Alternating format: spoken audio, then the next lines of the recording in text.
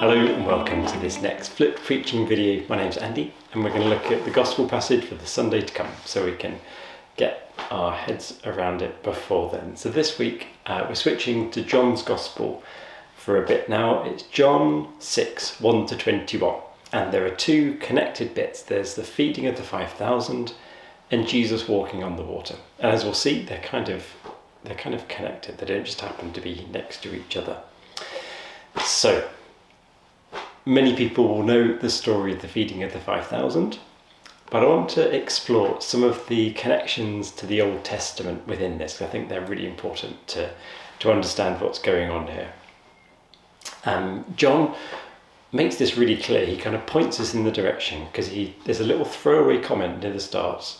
In verse 4, he says, "Now the Passover, the festival of the Jews, was near." So we immediately got this cue to think back to the Passover, to the Exodus story.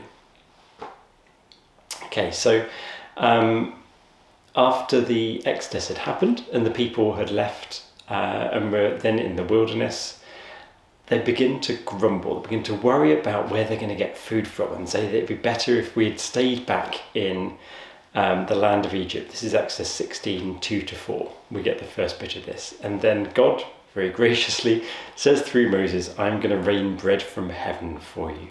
So in a way, in the John story of Jesus, again in a kind of wild place on the edge of the sea. Remember, the sea represents chaos. This is on the edge of the sea. This is like the wilderness. God once again provides bread for the masses who were kind of a bit unsure about where they were going to be fed by. We get a bit of that questioning in there, with Philip saying 6 months' wages would not buy enough bread for them each to get a little. We get a bit of that sort of, people trying to worry about how it's going to work, and God instead providing this abundant supply of bread from heaven. Very much reminiscent of the Exodus story. Jesus is announcing a new Exodus, saving people once more. After the feeding of the 5,000 incident, it says when evening came, the disciples get into a boat and set out onto the sea. It was dark, and it says Jesus had not yet come to them. And then the sea became rough, and they're rowing around, and then they see Jesus walking on the sea, coming near the boat. And Jesus says, "It is I, do not be afraid."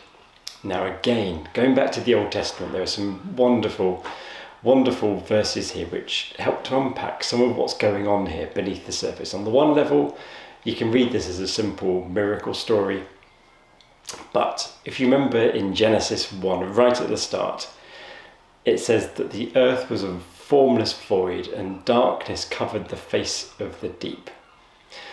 And then a wind from God swept over the face of the waters.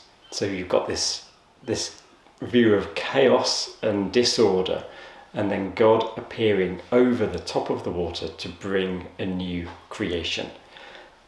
In a way, that's what Jesus is doing here. He's saying that this is a new creation, something new is beginning. The chaos and turmoil and fear and all of that's going to be calm. There's a new thing coming. In Job 9:8, we learn that it says, "Who alone stretched out the heavens and trampled the waves of the sea?" There was an understanding that only God could walk on the water. Only God had the power to stop the chaos. So Jesus appearing, walking on the water, is a clear sign that he indeed is God. This is one of the places where it becomes really clear that Jesus is God.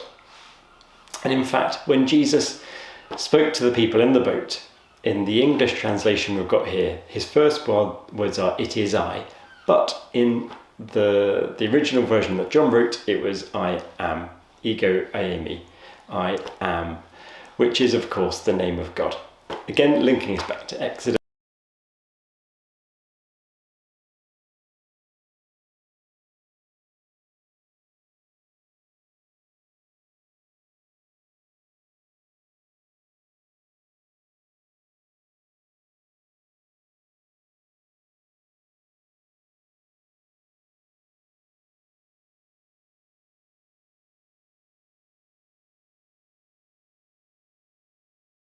Just before the Passover, when Moses was doubting his credentials, when he said, when I go to the people, who will I say sent me? And God reveals God's name, saying, I am who I am. So in this walking on the water, Jesus appears calming the storm, walking on the seas, just like in Genesis, saying, I am. Announcing that out of the chaos and the turmoil, he's going to bring a new creation, a new exodus, saving his people, providing them with abundance of blessing if they just let go of the thing that was trapping them. If they're happy to come out of Egypt, God will provide. So there's so much going on in this story, which I love all of this bit. So a few questions. What do you think the connection to the Passover is? Why did John bother to mention it? 2, how did those Genesis and Job passages, how do they shape our understanding of Jesus walking on the water? And 3, how do you think it's best to translate John's Gospel? Would you have left the ego, eimi in Greek? Would you have translated that as I am, more literally, or it is I, which makes a little bit more sense in English, but loses some of the deeper meaning perhaps? And 4th, how is this good news for you and I today? Okay, so love to hear what you think. Thank you for joining me. We'll see you next time. Bye-bye.